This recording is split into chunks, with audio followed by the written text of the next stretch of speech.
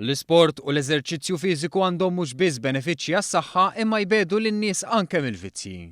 Ġewwa San Blas waħda mid-djar tal-Caritas kien ilu jinħass il-bżonn għar-rinnovar tal-ġim.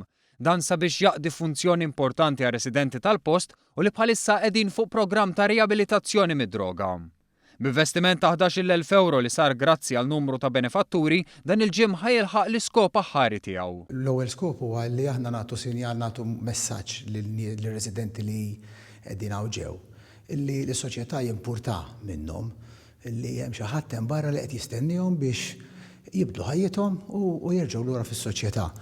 It-tieni skop huwa li jservi ta' żvok għal dawn in-nies hawnhekk illi jirabbu fuqhom kultura ta' sport illi anke meta jerġgħu joħorġu minn hawn b'bedhom mill-vizzju tad-droga. Fil-ġim twaħlu wkoll numru ta' posters bi kwotazzjonijiet interessanti li għandhom iqanqlu motivazzjoni qawwija għar-residenti li tassew jixirqilhom dinjità wara dak li għaddew minnu minħabba droga.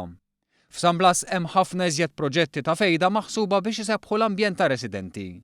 Kif jistqar il-koordinatur li wettaq ix-xogħlijiet fil-ġim il-ġdid, is-sodisfazzjoni li ħadu n-nies li volontarjament ħadmu fix-xogħlijiet strutturali huwa bla qis. Tik ċertu sodisfazzjoni li tgħid isma' b'dak li għamilt jista' jkun li jkun hemm xi ħadd li flok jieqaf mill-programm forsi jiġi hawnhekk u jiżvoga fil-ġim u iżomm ruħu healthy u jibqa' għaddej fil-programm biex jirnexxi.